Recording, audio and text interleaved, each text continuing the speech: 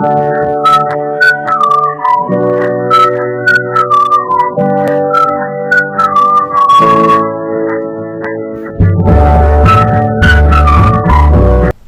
umaga po, Mrs. Estinor. Thank you po sa inyong pagpunta ngayon. Kahit alam ko pong medyo busy kayo, is nakapunta pa rin po kayo sa meeting natin. So, yung meeting po natin ngayon is pag-uusapan po natin yung progress ng anak niyo na si Trisha. And nag-improve naman po siya ngayong SEM. So, magandang umaga din po, ma'am. Medyo nag-aalala lang po ako sa grades niya. Oh, okay po, mother. Naintindihan ko po. So, tingnan po natin ang report card niya. And sa pangkalahatan naman po is maganda naman yung performance ni Trisha sa karamihan ng subject. And nag-excel po siya sa math and science, scoring above 90%. Ito po, tingnan niyo po. And also, nakikita ko rin po yung husay niya sa pagsasolve ng mga problems. Yan po, makikita niyo po dyan yung kanyang grade.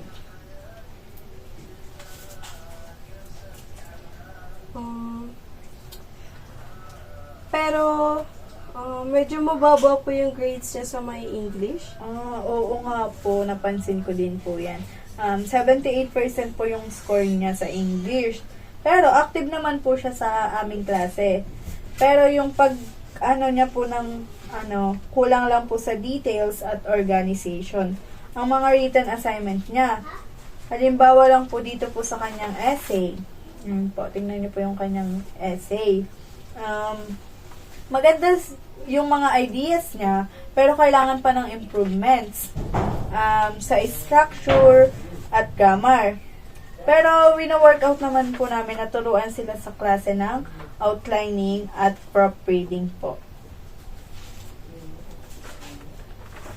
Pero pansin ko naman po na gumaganda na yung mga scores niya, like sa quiz po namin, tumataas na din po yung scores niya.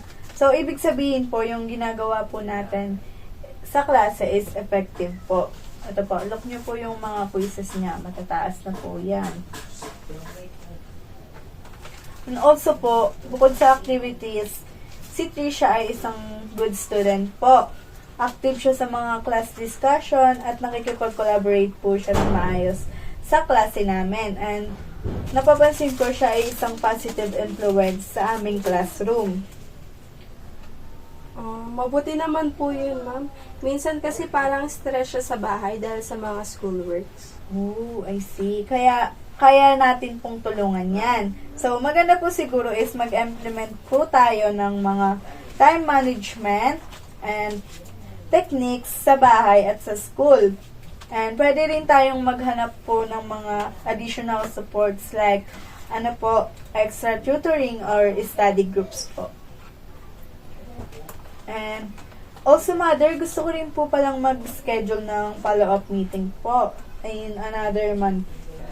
After a month po, para ma-monitor po natin ang progress niya. And bibigyan ko din po ng additional feedback si Trisha at resources para ma-improve na po ang kanyang English skills. Okay lang po yun, ma'am. Maraming salamat po sa oras po ninyo at gabay. Walang anuman po, mother. Matalinong bata po si Trisha at marami siyang potential. Sa tulong ng consistent at support, ay magiging successful po siya. And huwag po kayong mag-atubiling kontakin ako through messenger or email para kung may iba po kayong katanungan o concern.